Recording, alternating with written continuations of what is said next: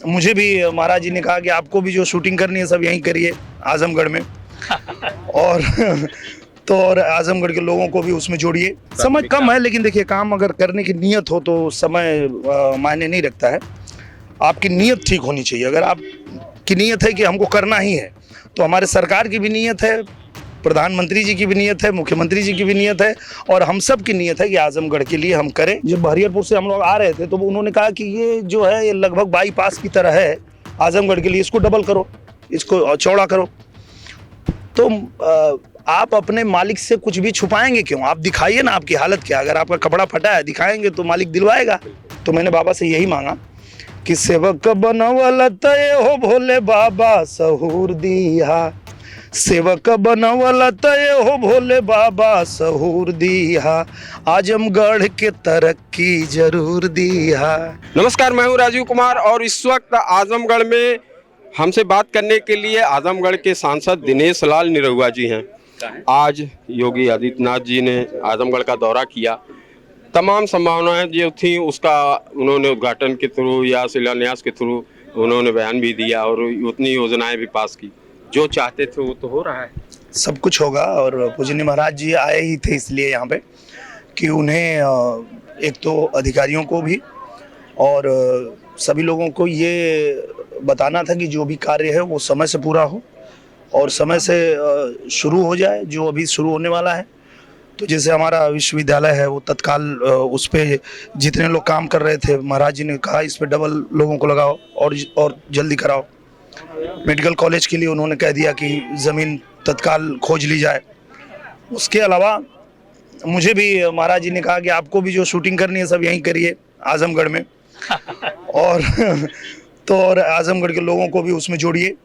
तो वो भी है। उसके अलावा जो अभी हम लोग हरिहरपुर गए थे, हरिहरपुर में एक संगीत विद्यालय के लिए उन्होंने कहा कि यहाँ पे एक संगीत विद्यालय बनाया जाए। और फिर मैंने महाराज जी से कहा कि संगीत विद्यालय के साथ साथ मैं चाहता हूँ कि यहाँ अभिनय का भी विद्यालय बन जाए। तो उसके लिए भी उन्होंने कहा कि ठीक है, संगीत विद्यालय, अभिनय विद्यालय, सब कुछ जो है वो वहीं हमारे हरिहरपुर में, जो कि संगीत का घराना है। और मैं जब गया था हरिहरपुर में तो हरिहरपुर के जो लोग थे वो यही कह रहे थे कि देखिए दुनिया में हम ही लोग हैं जो किसानी करते हैं और संगीत को जीवित रखे हैं, इस विधा को जीवित रखे हैं। तो मुझे लगा था कि ये इस पे काम होना चाहिए। फिर मैंने पूजनीय महाराज जी से ये बात रखी कि हम लोगों को चलना चाहिए। अगर आप वहाँ चलेंगे तो आप खुद ही देखेंगे कि छोटे छोटे बच्चे कितने प्रतिभावान हैं, कितनी अच्छी गायकी करते हैं, कितना अच्छा उन्होंने सीख के रखा है और इस विधा को आगे बढ़ा रहे हैं। आज पूजनीय महाराज जी वहाँ बैठे और जब देखने लगे छोटे छोटे बच्चों को गाते हुए और वहाँ सारंगी जो कि विलुप्त हो रही है उसको बजाते हुए, रामधुन इतनी सुंदर उन लोगों ने बजाया, तो प्रभावित हो गए। और उन्होंने कहा कि यहाँ जो है विद्यालय भी बनाओ, यहाँ जो उस गांव की सड़कें हैं उसको डबल बनाओ, चौड़ीकरण करो। और गांव में जो शिव मंदिर है, जो वहाँ का वो है जो हाँ अमृत सरोवर, उसको जो है अच्छे से बनाया जाए। वहाँ मंदिर है उसको बनाया जाए। उसके बाद फिर भंवरनाथ मंदिर आए तो वहाँ पे भी उन्होंने एक आदेश जारी किया कि यहाँ पे जो वो एक सुंदरीकरण के लिए वहाँ भी एक है वो भी कर दिया जाए। पोखरा, हाँ जो पोखरा है। हाँ, उसके अलावा जब बैठक हुई तो बैठक में जितने भी लोग उपस्थित थे उनके बीच में जितना मुद्दा था, चूँकि मेरे पास सब आ चुका था और मैंने सब लिख के, मैं देवारा से लेकर के और आपके जो शहर में पुल, सड़क या जो भी चीज़ें आई है या पार्क जो और हमारा रिवर फ्रंट तमसा नदी का और सरयू नदी से तमसा नदी को जोड़ने का, सारी चीज़ों को मैंने पूजनीय महाराज जी के सामने रखा और उन्होंने सब जो है स्वीकृत कर दिया। चलिए, तो दिनेश जी अब ये बताइए कि पहली बार तो अब आप संसद में पहुंचे, पहले हमें संसद का अनुभव बताइए। किस तरह से आप योगी जी से, मोदी जी से मिले और जो वहाँ की कार्यनीति थी उसको आप किस तरह से समझे? बड़ा अनुभव कैसा रहा? बड़ा कमाल का अनुभव था, क्योंकि जब मैं पहुंचा वहाँ पे और जब मेरा नाम पुकारा गया तो मैं जैसे उठ के शपथ लेने के लिए चला तो संसद में से ही कुछ लोग आजमगढ़ की जय का नारा लगा दिए। तो वो रहा बड़ा अच्छा, मतलब अच्छा लगा कि आजमगढ़ की जनता ने आज चुन के भेजा है, तो आजमगढ़ का जयकारा यहाँ लग रहा है। और जिस भी मंत्री मिनिस्टर के पास मैं गया, चाहे हमारे आदरणीय जो रेल मंत्री हैं, चाहे जिस भी विभाग के मंत्री के पास आजमगढ़ का कोई काम लेके गया, तो सबने तुरंत उसको एक्सेप्ट किया और कहा कि इसको हम तुरंत करेंगे। ये आजमगढ़ की जनता ने मतलब कमाया है इस बार।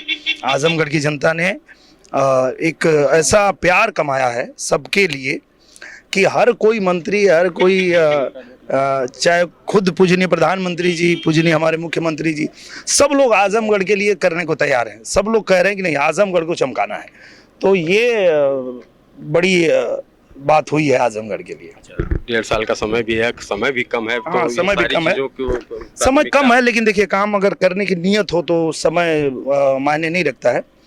आपकी नीयत ठीक होनी चाहिए। अगर आपकी नीयत है कि हमको करना ही है, तो हमारे सरकार की भी नीयत है, प्रधानमंत्री जी की भी नीयत है, मुख्यमंत्री जी की भी नीयत है, और हम सब की नीयत है कि आजमगढ़ के लिए हम करें।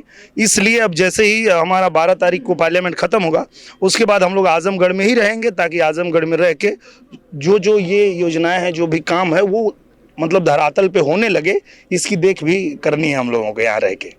अच्छा दिनेश जी, एक सोशल मीडिया पे बहुत तेजी से वायरल हो रहा है, एक मुकेरीगंज में कमियों को छुपाने के लिए तिरंगे का लगाया गया पहले झंडे से उसको तोपा गया, और उसके बाद जब सोशल मीडिया पे वायरल हुआ मामला, तो ये फिर भगवा कलर से उसको ढका गया, फिर वो भी ट्रोल हो रहा है।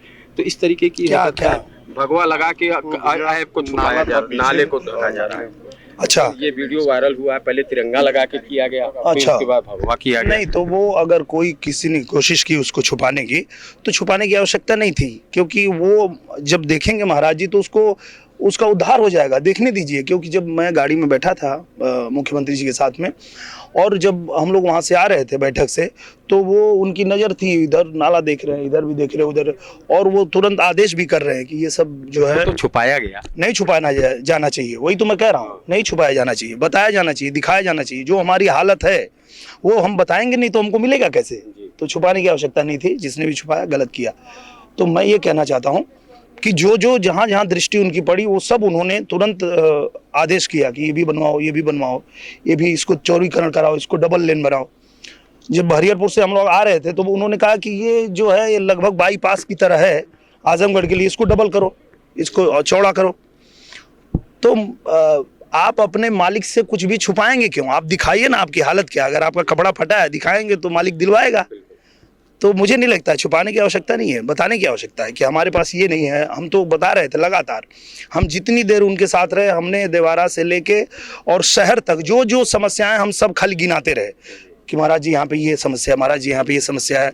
और वो बहुत ही गंभीरता से उसको सुन करके और तुरंत आदेश कर रहे थे कि हाँ, इसको करो, इसमें ये भी करो, ये भी करो। तो ये अच्छा लग रहा था कि मेरा आजमगढ़ जो है अब बदलने वाला है। चलिए दिनेश जी, यूपी तक आपके साथ हर मौके पे रहा, खासतौर पे हमारे यूपी तक के दर्शकों के लिए अब आपकी तरफ से क्या संदेश है? यूपी तक के दर्शकों को मैं बहुत धन्यवाद देना चाहूँगा कि आप लोग का प्यार आशीर्वाद मिला है हम लोगों को। और अब तो हम भोलेनाथ से इस बार यही मांगे भी हैं।